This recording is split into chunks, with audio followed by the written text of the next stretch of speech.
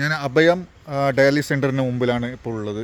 പക്ഷേ അഭയം ഒരുപാട് കിഡ്നി രോഗികളെ ഡയാലിസിസ് ചെയ്യുന്ന, പിന്നെ സൗജന്യമായി ഡയാലിസിസ് ചെയ്യുന്ന ഒരു കേന്ദ്രമാണ്, പിന്നെ ഒരു സേവനമാണ് അവരുടെ ഉദ്ദേശം. പക്ഷേ ഇപ്പോൾ അഭയത്തിൻ്റെ പ്രവർത്തനം ആശങ്കയിലാണ്, മന്ദഗതിയിലാണ്. കാരണം ഇവിടെ നാട്ടുകാർ, ബാരിക്കാട് നിവാസികൾ, ഈ അഭയം നിൽക്കുന്ന ബാരിക്കാട് എന്ന പ്രദേശത്തിൻ്റെ നാട്ടുകാർ ഇപ്പോൾ പ്രതിഷേധത്തിലാണ്, സമരത്തിലാണ്. Action committee സമരരംഗത്താണ്.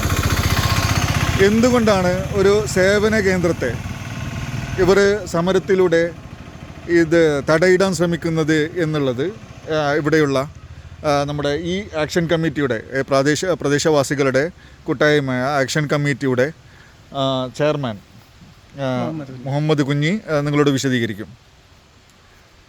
ഇവിടെ 1.5 വർഷം മുമ്പ് ഈ അഭയം എന്ന കേന്ദ്രം സ്ഥാപിക്കാൻ വേണ്ടി ഇവിടെ സ്ഥലമെടുത്ത് ഇതിൻ്റെ വർക്ക് തുടങ്ങിയപ്പോൾ ഈ നാട്ടുകാരെല്ലാം അവരോട് പരിപൂർണ സഹകരണമായിരുന്നു.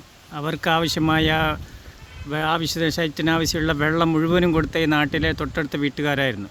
ഇതുവരെ ഇപ്പം 1 മാസം മുമ്പ് വരെയും അവർക്ക് വെള്ളം നൽകിയിരുന്നതും ആ വീട്ടുകാർ തന്നെയായിരുന്നു. പക്ഷേങ്കിൽ അവർ ചെയ്യുന്ന കാര്യങ്ങൾ യാതൊരു മാനദണ്ഡവും പാലിക്കാതെ, ഒരു FTPയോ ETPയോ പല മാനദണ്ഡങ്ങളുണ്ട് ഈ ഒരു സ്ഥാപനം ഇവിടെ പ്രവർത്തിക്കാൻ വേണ്ടിയിട്ട്. കാരണം ഇവിടുത്തെ വെള്ളം പ്രോപ്പറായി ഫിൽട്രേഷൻ ചെയ്ത് RO വാട്ടറാക്കിയിട്ടാണ് ഇത് ചെടികൾക്ക് മറ്റും ഉപയോഗിക്കേണ്ടത്.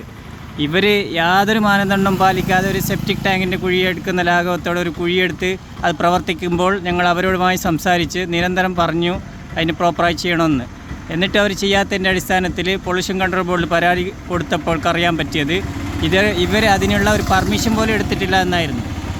അതിൻ്റെ അടിസ്ഥാനത്തിൽ അന്ന് 3 മാസക്കാലം ഇത് സ്റ്റോപ്പ് ചെയ്ത് ബാക്കിയുള്ള കാര്യങ്ങൾ ചെയ്യാൻ വേണ്ടി പൊല്യൂഷൻ ബോർഡ് പറയുകയും പിന്നീട് എങ്ങനെയോ അതൊരു ഡമ്മി വിധത്തിൽ ചെയ്തെന്ന് സ്ഥാപിച്ച് വരുത്തി അവർ NOC കരസ്ഥമാക്കുകയാണ് ചെയ്തത്.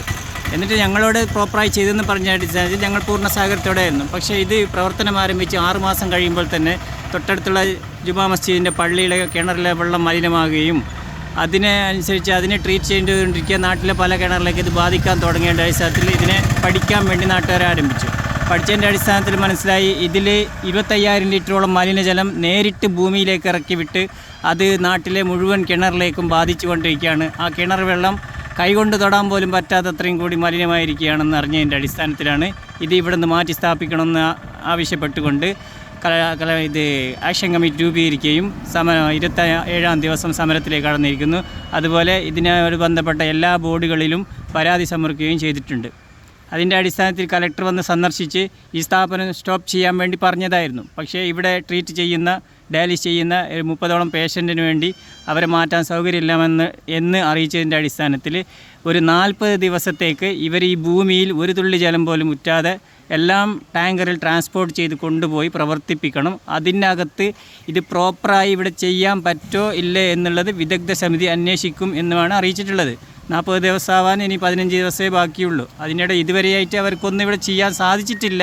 കാരണം അതിന് 2 ഏക്കറോളം സ്ഥലം ആവശ്യമുണ്ട്. ഇവിടെ ഇവർക്ക് പരിമിതമായ സ്ഥലം മാത്രമേ ഉള്ളൂ, 25 സെൻറ്റ് സ്ഥലമേ ഉള്ളൂ. അതിനകത്ത് ഇതൊന്നും ചെയ്യാനുള്ള സൗകര്യം അവർക്കില്ല. എന്നിട്ടും അവർ ഇതുവരെ രോഗികളെ മാറ്റാനുള്ള സംവിധാനം ചെയ്തിട്ടില്ല. രോഗികൾ ഇവിടെ ഇപ്പോൾ ട്രീറ്റ് ചെയ്തുകൊണ്ടിരിക്കുന്നുണ്ട്. പക്ഷേ 40 ദിവസത്തിന് ശേഷം എന്താ എന്നുള്ളത് ഇനി തീരുമാനിക്കേണ്ടിയിരിക്കുന്നു. പേര് അഭയം, ഇവർ ചെയ്യുന്നത് ഒരു സേവനമാണ്. പക്ഷേ ഇതിലുള്ള അപകടമാണ് പ്രശ്നം. നാട്ടുകാരെ എത്രത്തോളം ഇത് ബാധിക്കുന്നു എന്നുള്ളതാണ് ഇപ്പോൾ ആക്ഷൻ കമ്മിറ്റി ചെയർമാനായിട്ടുള്ള മുഹമ്മദ് നമ്മളോട് വിശദീകരിച്ചത്. അപ്പോൾ തീർച്ചയായും ഇവർ ആശങ്കാകുലരാണ്. കാരണം 100 കണക്കിന് വരുന്ന ഇവിടെയുള്ള സാധാരണക്കാരനായ കുടുംബക്കാർ, ഇവിടെ ജീവിക്കുന്ന ആളുകൾ, ഇവിടെയുള്ള ഇവരുടെ ജീവിതത്തെ വഴിമുട്ടിക്കുന്ന, ഇവരുടെ ദൈനംദിന ജീവിതത്തെ ബാധിക്കുന്ന ഒരു അഭയം എന്ന് പറയുന്നത് ഡയാലിസിസ് രോഗികളെ ശുശ്രൂഷിക്കുന്ന, അല്ലെങ്കിൽ അവർക്ക് ഡയാലിസിസ് ചെയ്യുന്ന, കിഡ്നി രോഗികൾക്ക് ഡയാലിസിസ് ചെയ്യുന്ന ഒരു കേന്ദ്രം തന്നെയാണ്. പക്ഷേ ഇതിലൂടെ ഇവിടെ ഈ പ്രാദേശികവാസികളെ എത്രത്തോളം ഇത് ബാധിക്കുന്നു എന്നുള്ളതാണ് ഇത് കാണിക്കുന്നത്. തീർച്ചയായും നമുക്കൊക്കെ സംശയമുണ്ട്. കാരണം ഇങ്ങനെയുള്ള ഒരു സേവന കേന്ദ്രത്തെ എന്തുകൊണ്ടാണ് നാട്ടുകാർക്ക് എതിർക്കുന്നത് എന്നുള്ള പൊതുവിലുള്ള ഒരു സംശയം എല്ലാവർക്കും ഉണ്ടായിരുന്നു. സത്യത്തിൽ ഇതാണ് ഇപ്പോൾ ചെയർമാൻ നമ്മളോട് വിശദീകരിച്ചത്. എന്തുകൊണ്ടാണ് ഈ നാട്ടുകാർ ഇതിനെ എതിർക്കാൻ കാരണം, എന്തുകൊണ്ടാണ് അഭയം ഡയാലിസിസ് സെൻറ്റർ ഈ നാടിനെ ബാധിക്കുന്നത്. അത് ഗുരുതരമായ ഒരു പ്രത്യാഘാതമാണ്. അപ്പോൾ നാട്ടുകാരൊക്കെ സജീവമാണ്. തീർച്ചയായും ഈ പറഞ്ഞ രീതിയിൽ വളരെ ഗുരുതരമായി ഇവിടെ ജീവിക്കാനുള്ള അവസ്ഥയെ ബാധിക്കുന്ന ഒരു കാര്യമാണിത്. അതുകൊണ്ട് തന്നെ പ്രോപ്പറായിട്ടുള്ള ഒരു നടപടിയിലൂടെ മാത്രമേ ഇതിനൊരു പരിഹാരമുള്ളൂ. അത് തീർച്ചയായും ഇവിടെയുള്ള കുഞ്ഞുങ്ങൾ അല്ലെങ്കിൽ ഭാവി തലമുറയടക്കം രോഗികളായേക്കാവുന്ന ഗുരുതരമായ പ്രത്യാഘാതങ്ങൾ സൃഷ്ടിക്കാവുന്ന ഒരു പ്രശ്നമാണ് ഇവർ ഉന്നയിക്കുന്നത്. അതിന് തീർച്ചയായും പരിഹാരമുണ്ടാകണം എന്നുള്ളത് തന്നെയാണ് നമ്മുടെ ആവശ്യം, അല്ലേ? അപ്പോൾ സമരവുമായി മുമ്പോട്ട് പോകാൻ തന്നെ ഞങ്ങൾ ശക്തമായ സമരവുമായി ഇതിനൊരു പരിഹാരമുണ്ടാകുന്നത് മുമ്പോട്ട് പോകാനാണ് ആക്ഷൻ കമ്മിറ്റിയുടെ തീരുമാനം. പക്ഷേ ഈ പറഞ്ഞത് വെറും വാക്കല്ല, ഇതെല്ലാം എവിഡൻസ് ആയിട്ട് കൃത്യമായ ഗവൺമെൻറ്റിൻ്റെ പ്രൂഫ് സഹിതം ഞങ്ങളുടെ കയ്യിലുണ്ട്. എല്ലാം ഒരു തെളിവ് സഹിതം ഞങ്ങളുടെ കയ്യിലുള്ളതാണ്.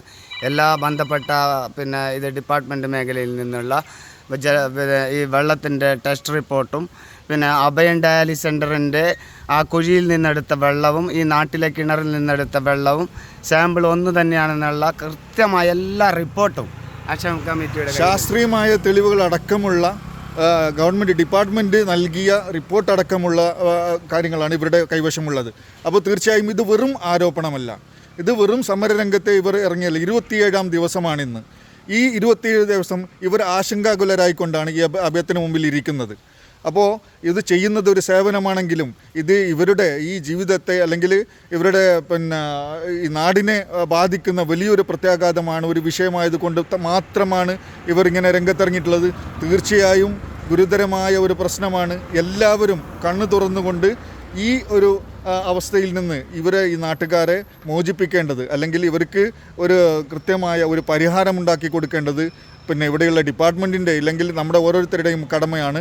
അതുകൊണ്ട് തന്നെ അഭയം ഡയാലിസിസ് സെൻ്ററിനെതിരെ ഉന്നയിക്കപ്പെട്ടിട്ടുള്ള ആരോപണങ്ങൾ അത് കൃത്യമാണ്, അത് ഗുരുതരമാണ്. അതുകൊണ്ട് പ്രശ്നം ഇപ്പോൾ നിങ്ങൾ മനസ്സിലാക്കി കഴിഞ്ഞു. അതുകൊണ്ട് ഇതിന് പ്രോപ്പറായിട്ടുള്ള ഒരു പരിഹാരം നമ്മൾ കണ്ടേ തീരൂ എന്നുള്ളതാണ് നമ്മുടെ ആവശ്യം, അല്ലേ?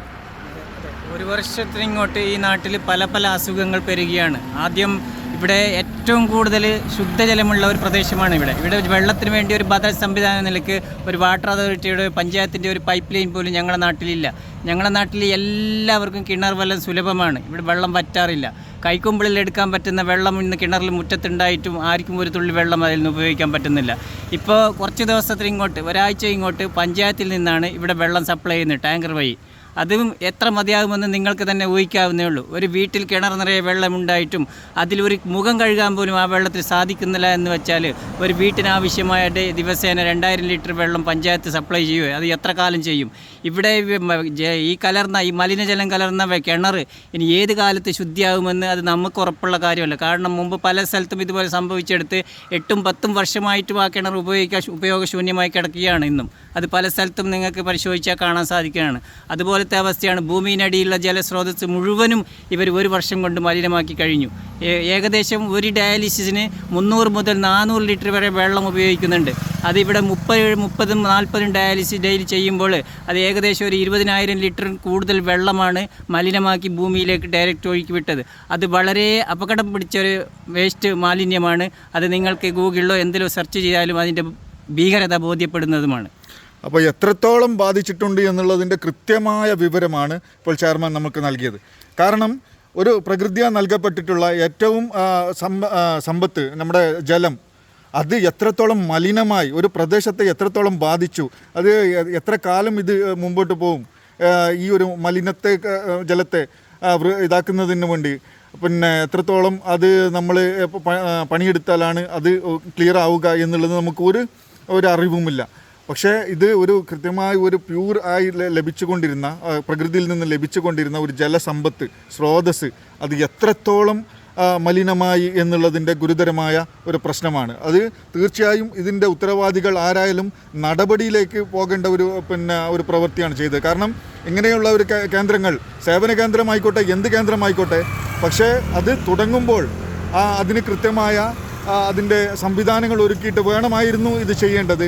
ഇല്ലെങ്കിൽ ഇനിയും ഭാവിയിൽ ഇങ്ങനെയുള്ള കേന്ദ്രങ്ങൾ തുടങ്ങുമ്പോൾ സേവന കേന്ദ്രമായിക്കോട്ടെ എന്ത് കേന്ദ്രമായിക്കോട്ടെ തുടങ്ങുമ്പോൾ അതിന് പെർമിഷൻ നൽകുന്നത് കൃത്യമായി എല്ലാ അതിൻ്റെ പ്രൊസീജിയറും നടത്തിയിട്ടാണ് എന്നുള്ള ഒരു പിന്നെ അറിവ് അത് ആ പെർമിഷൻ നൽകുന്ന കേന്ദ്രത്തിന് ഉണ്ടാവണം. ഇല്ലെങ്കിൽ ഇതുപോലുള്ള ഒരു ഗുരുതരമായ ഒരു പ്രശ്നം നാടിനെ ബാധിക്കുന്നതാണ്. അതുകൊണ്ട് നമ്മളെ അറിവിലേക്ക് വേണ്ടി ഇത് ഷെയർ ചെയ്തുകൊണ്ട് എത്രത്തോളം ഈ അഭയം കേന്ദ്രം ഡയാലിസിസ് സെൻറ്റർ പിന്നെ ഈ നാടിനെ ബാധിച്ചിട്ട് എന്നുള്ളത് നിങ്ങൾ മനസ്സിലാക്കണം.